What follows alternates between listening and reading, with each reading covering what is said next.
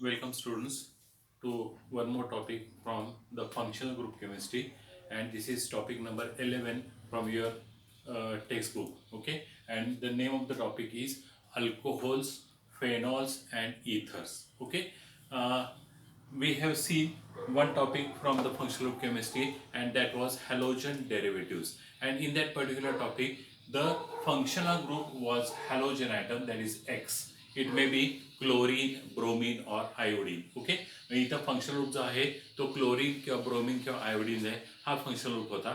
आणि आपण तो टॉपिक जो आहे तो टॉपिक डिटेल्समध्ये आपण स्टडी केला. ओके, आणि आता आज आपण जो टॉपिक स्टडी करणार आहे तो म्हणजे अल्कोहोल्स, फेनॉल्स अँड इथर्स.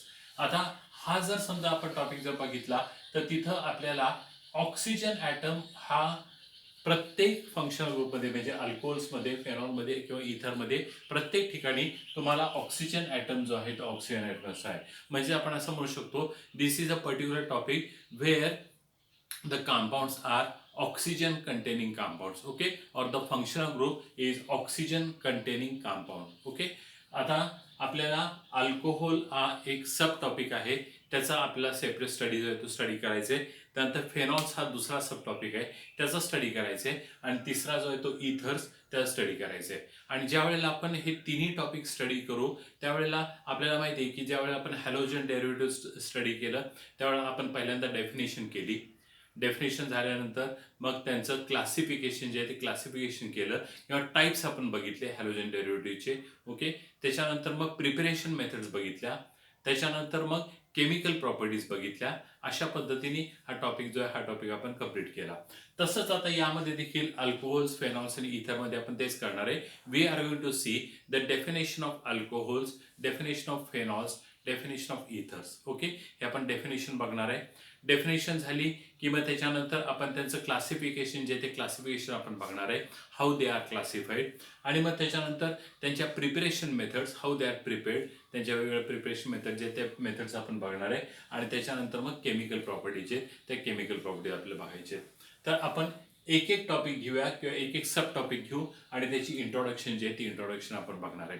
आता पहिला सब टॉपिक जो आहे that is alcohols. Okay, alcohols हा पहिला सब टॉपिक आहे. आणि मग आता अल्कोहोल्स या सब टॉपिकमध्ये आपण अल्कोहोल्सची डेफिनेशन जी आहे ती डेफिनेशन बघू.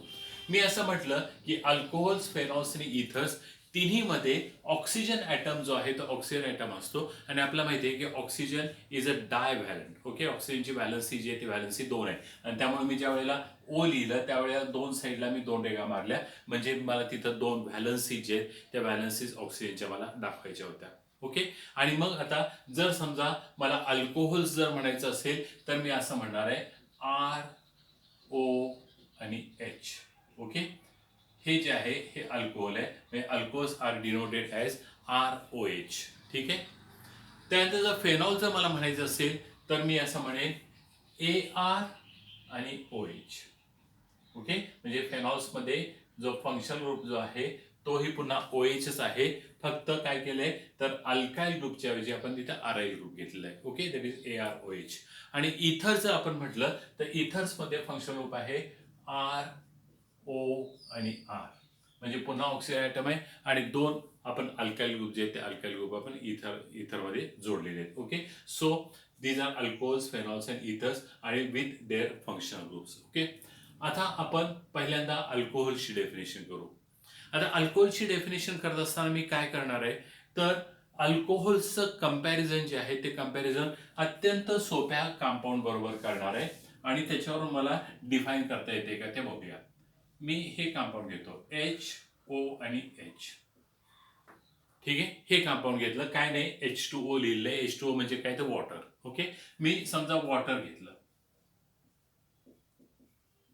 म्हणजे मी थोडक्यात काय तर पाणी घेतलं आणि पाण्यामधून जर समजा मी एक हायड्रोजन मायनस केला. ओके, वॉटरमधनं मी एक हायड्रोजन जो आहे तो हायड्रोजन मायनस केला आणि त्या ठिकाणी जर समजा मी अल्काइल ग्रुप आणला म्हणजे R ग्रुप आणला. ठीक आहे, आता काय होईल तर आता मी हा H जो आहे तो H काढतो, त्या ठिकाणी R ग्रुप आणतो आणि हा O आणि H असणार, म्हणजे काय होईल तर ROH which is nothing but alcohol. मग आता जर समजा मला अल्कोहोलची डेफिनेशन करायची असेल तर मी असं म्हणेन, वॉटरमधनं एच काढा, त्या ठिकाणी आर ग्रुप आणा, म्हणजे अल्काइल ग्रुप आणा, तुम्हाला अल्कोहोल मिळेल. ओके, म्हणजेच मी डिफाईन करताना असं करेन, mono alkyl derivative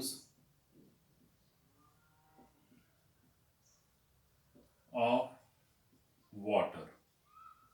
Okay, alcohols are monoalkyl derivatives of water obtained by replacing the hydrogen atom of water by alkyl group. Okay, water मधनं हायड्रोजन काढा, त्या ठिकाणी आपला आर ग्रुप जो आहे तो अल्काइल ग्रुप आणा, तुम्हाला जे मिळेल ते काय असेल तर अल्कोहोल असणार. So alcohols are hydroxy or alcohols are mono alkyl derivative of water. Okay, ही जी आहे ही डेफिनेशन झाली. आणि फंक्शनल ग्रुप जो आहे तो कोणता आहे तर OH म्हणजेच हायड्रॉक्सी ग्रुप हा त्यामध्ये फंक्शनल ग्रुप दिसतोय. ओके, आता दुसरी डेफिनेशन जी आहे ती ऑथेंटिक डेफिनेशन आहे. इथं आपण काय केलं तर फक्त पाण्याचं आणि अल्कोहोलचं कंपॅरिझन केलं, आणि पाण्याच्या आणि अल्कोहोलमध्ये फरक काय तेवढा फक्त आपण सांगितला होता. पण तेच जर समजा अल्कोहोलची आपल्याला ऑथेंटिक किंवा करेक्ट डेफिनेशन जर करायची असेल तर ती डेफिनेशन आपण अशी करू शकतो, alcohols are hydroxy derivatives of alkanes. Alcohols are hydroxy derivative of alkanes. Okay, म्हणजे मी जर समजा अल्केन घेतलं आणि अल्केन मधून जर समजा मी H काढला आणि त्या ठिकाणी जर OH ग्रुप आणला तर जे मिळतात त्यांना काय म्हणतात तर अल्कोहोल्स म्हणतात. ओके, आता अल्केन्स आपल्याला माहिती आहेत, अल्केन्स आपण असं लिहितो आर आणि H. ओके, आर म्हणजे अल्काइल ग्रुप, आणि अल्काइल ग्रुपला हायड्रोजन जोडला की आपण त्याला अल्केन म्हणतो. ठीक आहे, कारण अल्केन मधनं हायड्रोजन काढला की आपल्याला अल्काइल ग्रुप मिळतो. मग अल्काइल ग्रुपला हायड्रोजन जोडला की त्याला आपण काय म्हणणार alkane. Okay, so this is alkane. मग अल्केन जर मी घेतलं आणि अल्केन मधून जर समजा मी H काढून टाकला, ओके, अल्केन मधून H काढून टाकला आणि त्या ठिकाणी जर समजा मी OH आणला, म्हणजे काय तर हायड्रॉक्सी, हायड्रो म्हणजे हायड्रोजन आणि OXY ऑक्सी म्हणजे ऑक्सिजन. ओके, म्हणजे जर समजा अल्केन मधून मी H काढून त्या ठिकाणी जर OH आणला तर जे मला मिळेल ते काय असणार आहे तर अल्कोहोल असणार आहे, म्हणजे आर आणि OH. Okay, that is alcohol. म्हणजे आपण असं म्हणू शकतो, alcohols are hydroxy derivative of alkanes. Okay, alcohols are hydroxy derivative of alkanes obtained by replacing the hydrogen atom of alkane by OH group, and they are called as alcohols. Okay, आता हे जे alcohol जे आहेत यांचा formula जो आहे किंवा यांचा जनरल फॉर्म्युला काय होईल ते आपण बघूया. अल्केनचा जनरल फॉर्म्युला आपल्याला माहिती आहे, CnH2n+2. Okay, this is the general formula of alkane, CnH2n+2. म्हणजे if the number of carbon atoms are n, then hydrogens will be 2n+2. Okay, आता यामधून जर समजा मी एक H काढून टाकला, ओके, म्हणजे CnH2n+1 होणार आहे. ओके, आणि त्याच्यामध्ये जर समजा मी O आणि H ऍड केला, म्हणजे पुन्हा H जो आहे तो H ऍड केलाय आणि ऍडिशनल मी काय ऍड केले तर O ऍड केलंय, म्हणजे माझा फॉर्म्युला असेल CnH2n+2 आणि O. Okay, so this will be the general formula for alcohols. So alcohols they have general formula CnH2n+2 आणि O. This will be the general formula. आता आपण एखादं स्पेसिफिक उदाहरण घेऊ अल्कोहोलचं आणि बघूया या फॉर्म्युल्यामध्ये ते फिट होते किंवा नाही. ओके, मी आता असं करतो, एक उदाहरण घेतो अल्कोहोलचं. समजा मी N=2 जर समजा घेतलं तर काय होईल हे C2, त्याच्यानंतर H किती होणार आहे तर 2n+2 आणि O, म्हणजे H6 आणि O. ओके, C2H6 आणि O असं जे आहे ह्या फॉर्म्युल्याप्रमाणे हा फॉर्म्युला होईल C2H6O. ठीक आहे, आता आपल्याला माहिती आहे की अल्कोहोलमध्ये कोणता ग्रुप असतो तर OH ग्रुप असतो. म्हणजे मी समजा असं लिहिलं तर C2H5 आणि OH. Okay, C2H5 आणि OH. So this will be C2H5OH, which is nothing but CH3 then CH2OH. आणि हे उदाहरण आपल्याला पूर्वी येऊन गेलेले. This is ethyl alcohol. Okay, and ethyl alcohol is an alcohol. मी जर समजा 3 कार्बन ॲटम असलेलं समजा अल्कोहोल जर घ्यायचं म्हटलं तर काय होईल, तर C3H किती होतील आता या फॉर्म्युलाप्रमाणे 2n+2 म्हणजे किती, तर 3 दोन्ही 6 आणि 2 म्हणजे 8 होतील. ओके, आणि O म्हणजे C3H8 आणि O अशा पद्धतीने असणार आहे. ओके, जर समजा मी 4 कार्बन ॲटम घेतले तर C4H होतील 10 आणि O. म्हणजे अल्कोहोल्सचा जो जनरल फॉर्म्युला जो आहे तो काय, तर CnH2n+2 आणि O. Okay, and alcohols are hydroxy derivative of alkanes obtain by replacing the hydrogen atom of alkane by OH group. Okay, हे अल्कोहोल बद्दल झालं. त्यानंतर आपण पुढे अल्कोहोलचं क्लासिफिकेशन जे आहे ते क्लासिफिकेशन बघणार आहे. त्यानंतर नॉमेनक्लेचर बघणार आहे. नंतर प्रिपरेशन मेथड्स आणि chemical properties. But before going to all these things आपण पुन्हा फेनॉल्सकडे येऊया. ओके, म्हणजे दुसरा सब टॉपिक जो आहे तो फेनॉल्स. या फेनॉल्सकडे येऊ आणि फेनॉल्स म्हणजे काय हे आपण बघू. ओके, आता इथं मी फेनॉल्ससाठी काय केलेलं आहे बघा. मी फेनॉल्सचा फंक्शनल ग्रुप जो आहे तो फंक्शनल ग्रुप लिहिलेला आहे AR आणि OH. ठीक आहे, फेनॉल्सचा फंक्शनल ग्रुप लिहिला आहे AR आणि OH. म्हणजे बदल काय केलेला आहे, तर इथं R ग्रुप आहे, त्याच्याऐवजी इथं कोणता ग्रुप आहे, तर AR ग्रुप आहे. म्हणजे थोडक्यात काय, AR म्हणजे ॲरोमॅटिक. ॲरोमॅटिक रिंग जी आहे ती ॲरोमॅटिक रिंग मी दाखवली आहे. म्हणजे जर समजा मी ॲरोमॅटिक रिंग किंवा बेन्झिन रिंग जर समजा घेतली आणि बेन्झिन रिंगला जर समजा मी OH ग्रुप जोडला तर त्यांना म्हणतात फेनॉल्स. ओके, मग आता फेनॉल्सची जर डेफिनेशन करायची तर मी अशी करू शकतो. Phenols are aromatic hydroxy compounds containing OH group directly attached to benzene ring. Okay, containing OH group directly attached to benzene ring. So phenols are aromatic hydroxy compounds containing OH group directly attached to benzene ring. मग आता कदाचित त्याच्यामध्ये एकच benzene ring असेल, कदाचित एकापेक्षा जास्त benzene ring असू शकतील. समजा मी असं केलं, 2 बेन्झीन रिंग एकमेकाला जोडल्या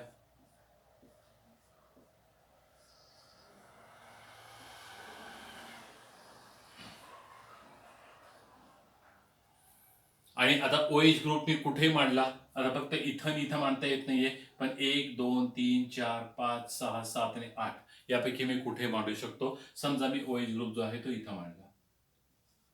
so this is also phenol. So phenols are aromatic hydroxy compounds containing OH group directly attached to benzene ring or aromatic nucleus.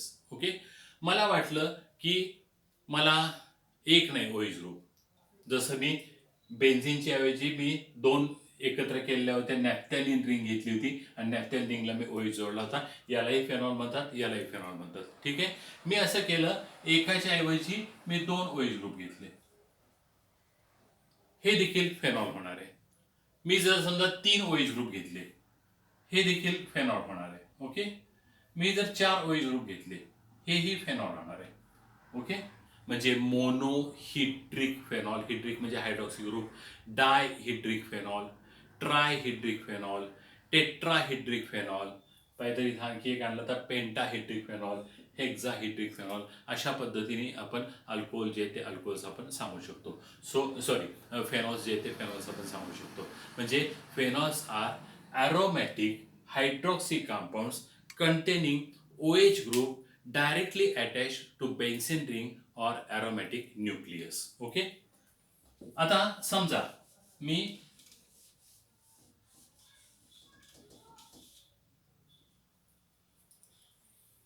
एक एक्झाम्पल घेतो. समजा मी हे एक्झाम्पल घेतलं, ही बेन्झिन रिंग काढलेली आहे आणि बेन्झिन रिंगला जर समजा मी हा ग्रुप जोडला CH2OH. ओके, हा ग्रुप जर समजा मी बेन्झिन रिंगला जोडला, आता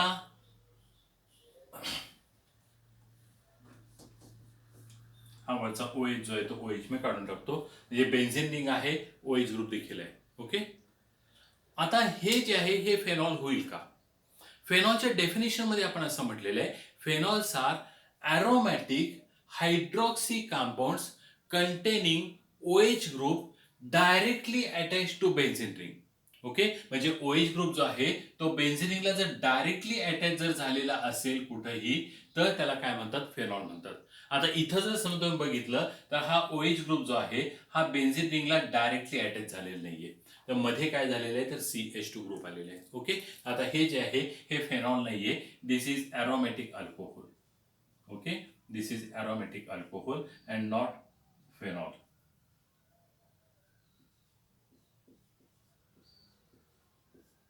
म्हणजे जर फेनॉल जर तुम्हाला पाहिजे असेल तर बेन्झिन रिंगला डायरेक्टली OH ग्रुप जो आहे तो जोडायला लागेल, आणि जर समजा तो बेन्झिन रिंगला जोडलेला नसेल तर मात्र ते काय असणार आहे, तर अरोमॅटिक अल्कोहोल असणार आहे. ऍक्च्युली हे जे कंपाऊंड जे आहे ना, हे कंपाऊंड हे मिथेनचा डेरिव्हेटिव्ह आहे. ओके, मिथेन आपल्याला माहिती आहे CH4.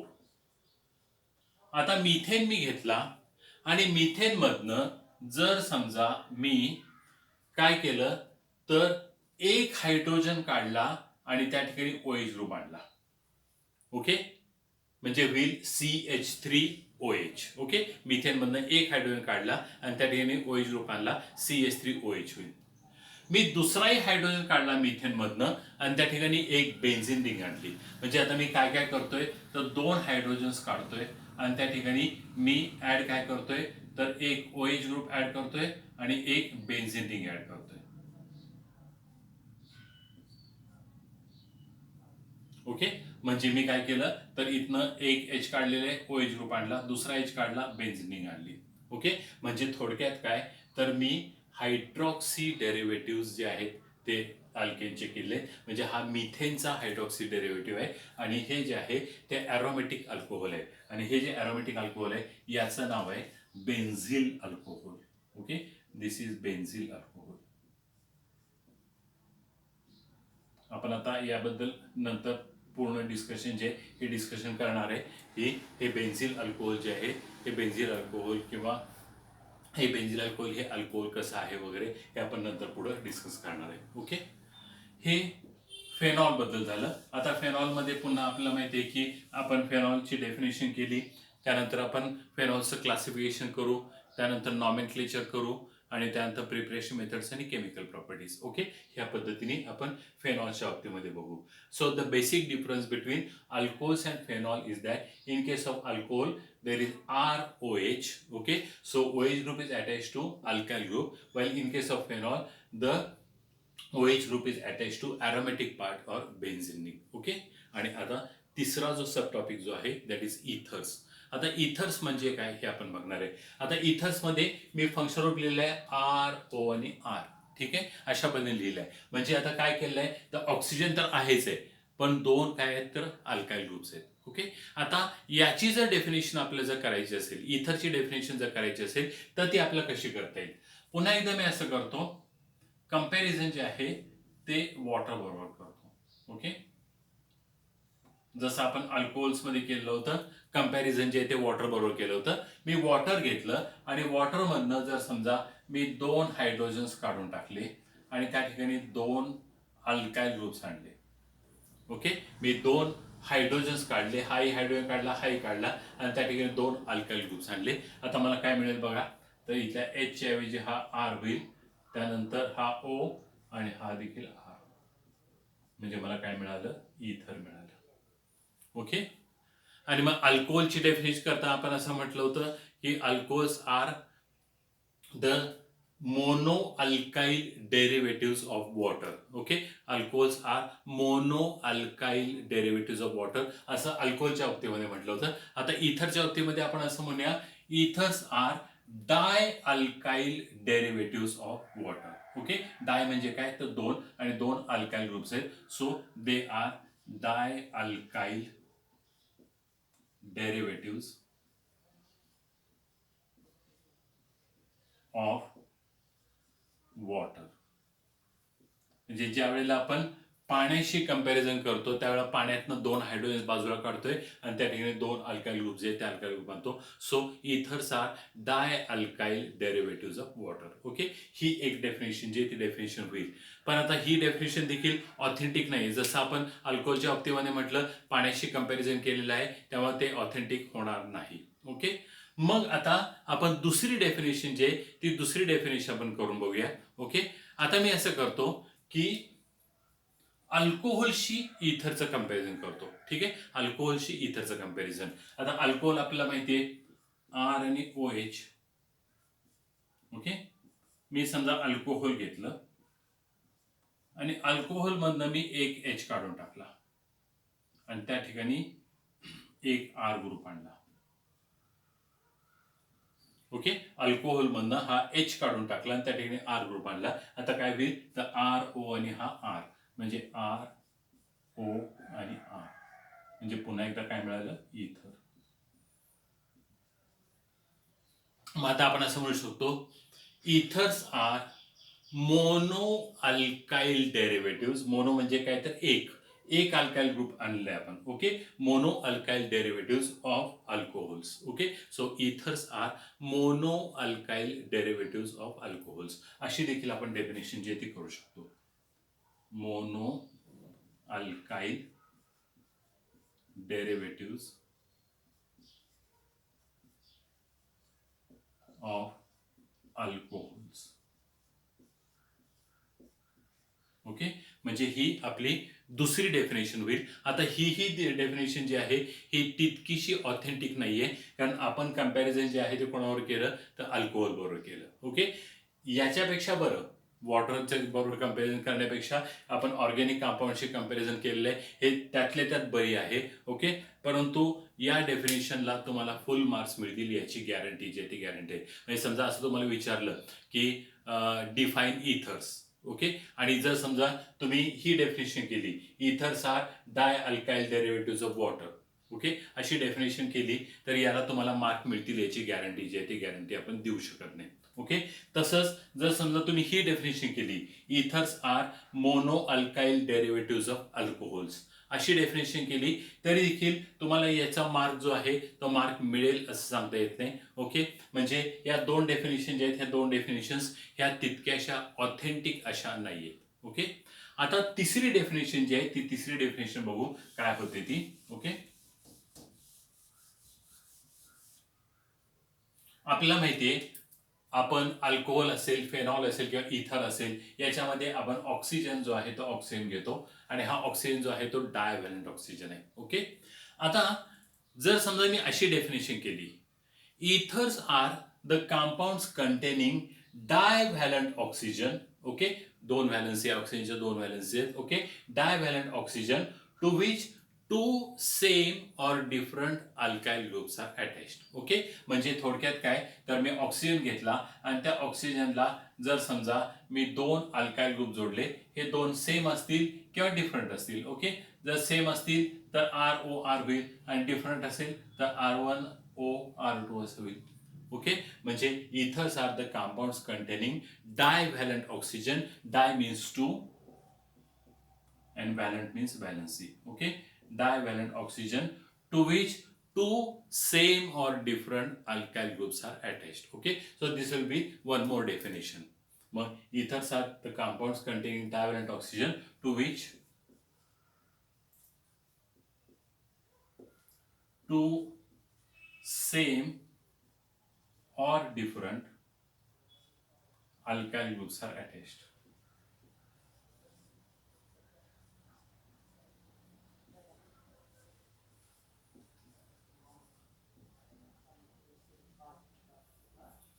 आता ही डेफिनेशन जी आहे ही डेफिनेशन थोडीशी ऑथेंटिक वाटते कारण का तर आपण ऑक्सिजनचा रेफरन्स जो आहे तो रेफरन्स दिला की जो इथरमध्ये असतो. ठीक आहे, आणि त्या ऑक्सिजनला दोन अल्काइल ग्रुप जोडले की ते जे आहे ते इथर होतं. मग त्यामुळं या डेफिनेशनला आपण असं म्हणूया की थोडंसं वेटेज द्यायला हरकत नाही. म्हणजे तिथं तुम्हाला अर्धा मार्क जो आहे तो अर्धा मार्क ते देऊ शकतील. ओके, ही तिसरी डेफिनेशन केली. आता चौथी डेफिनेशन आणि जी ऑथेंटिक डेफिनेशन आहे त्या डेफिनेशनकडे बघू. Okay, ethers are alkoxy derivatives, ethers are alkoxy derivatives of alkanes.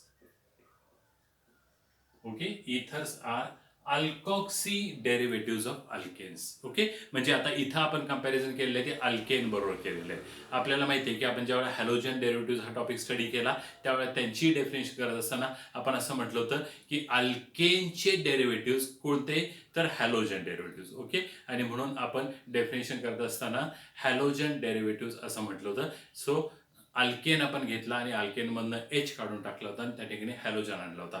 मग तसं आता इथं काय म्हटलंय बघा, अल्कॉक्सी डेरिव्हेटिव्ह ऑफ अल्केन्स असं म्हटलेलं आहे. म्हणजे मी जर समजा अल्केन घेतला आणि अल्केन मधून मी जर समजा एच काढून टाकला आणि त्या ठिकाणी जर समजा अल्कॉक्सी ग्रुप आणला तर मला जे मिळतं ते इथर असतं. ओके, आपल्याला माहिती आहे अल्केन आपण असं लिहितो आर आणि एच. ठीक आहे, दिस इज अल्केन.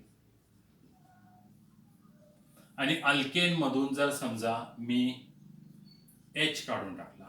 ओके, अल्केन मधून मी जर समजा एच काढून टाकला आणि त्या ठिकाणी जर अल्कॉक्सी ग्रुप आणला. आता हा शब्द जो आहे तो सेल्फ एक्सप्लेनेटरी आहे. अल्कॉक्सी, ALK stands for alkyl group, OXY stands for oxygen. म्हणजे ज्याच्यामध्ये अल्काइल ग्रुप आणि ऑक्सिजन दोघेही असतात त्याला म्हणतात अल्कॉक्सी ग्रुप. ओके, म्हणजे अल्कॉक्सी ग्रुप कसा असेल तर O आणि R, म्हणजे आर ग्रुप अल्काइल ग्रुप आणि OXY ऑक्सी म्हणजे oxygen atom. Okay, so this is alkoxy group. मग आता अल्केन मधून एच काढून टाकूया, म्हणजे हा एच काढून टाकला आणि त्या ठिकाणी OR जोडूया. आपल्याला मिळेल आर, त्यानंतर O आणि R. पुन्हा काय मिळालं बघा, इथर मिळालं.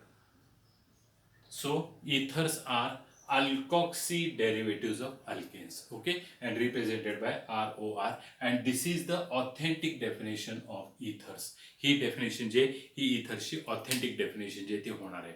मग तुम्ही म्हणाल की मग जर ही ऑथेंटिक डेफिनेशन आहे तर मग बाकीच्या कशाला सांगत बसला की डायअल्काइल डेरिव्हेटिव्ह ऑफ वॉटर किंवा mono alkyl derivative of alcohols किंवा compounds containing oxygen atom to which two same or different alkyl groups are attach वगैरे हे कशाला सांगत बसलाय. डायरेक्टली तुम्ही म्हटलं असता अल्कॉक्सी डेरिव्हेटिव्ह ऑफ अल्केन्स, प्रश्न मिटला असता.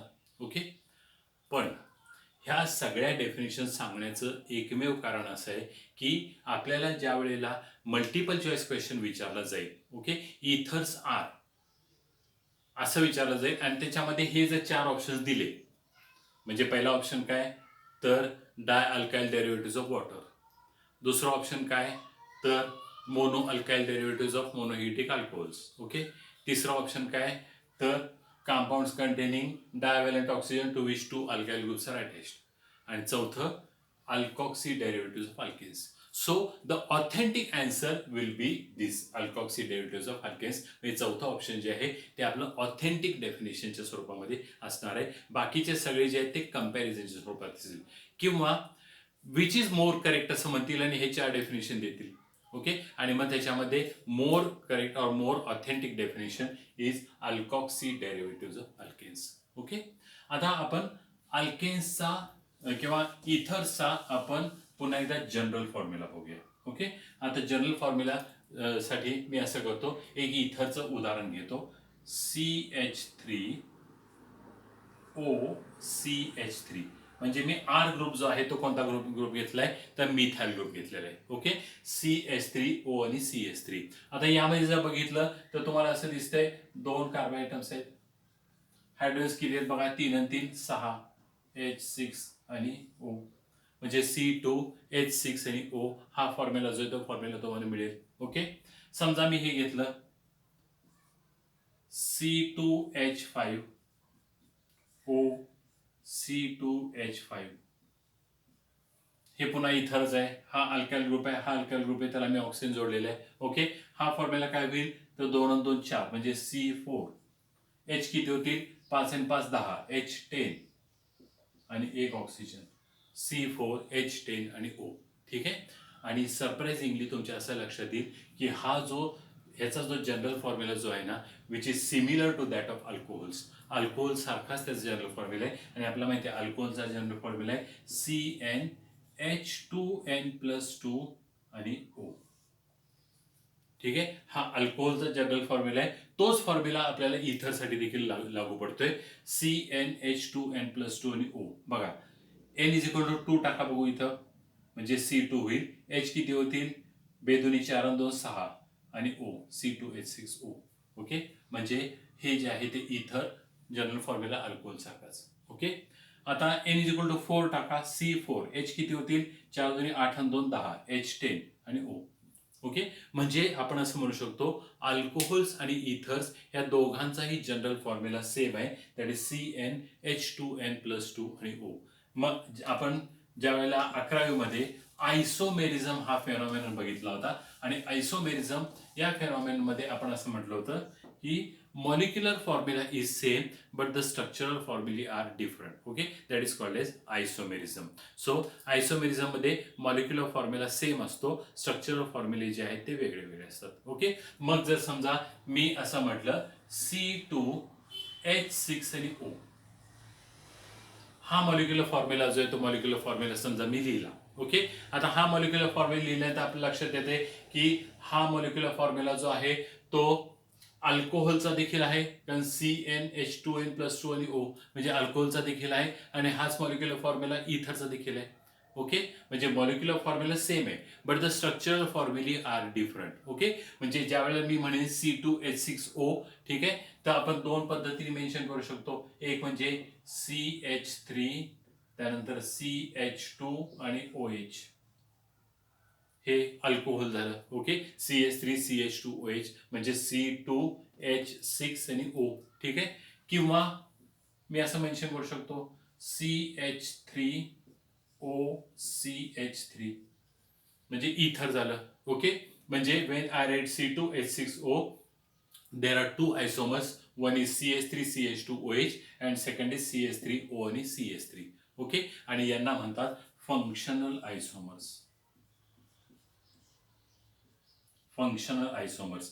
फंक्शनल आयसोमर्स म्हणजे काय, तर इथं फंक्शनल ग्रुप जो आहे तो डिफरंट आहे. ओके, इथं जर बघितलं तर फंक्शनल ग्रुप जो आहे तो OH ग्रुप आहे.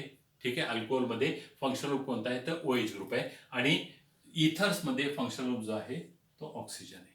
ओके, आणि म्हणून यांना म्हणतात फंक्शनल आयसोमर्स. ओके, आता आपण आजच्या लेक्चरमध्ये अल्कोहोल्सची डेफिनेशन जे डेफिनेशन बघितली.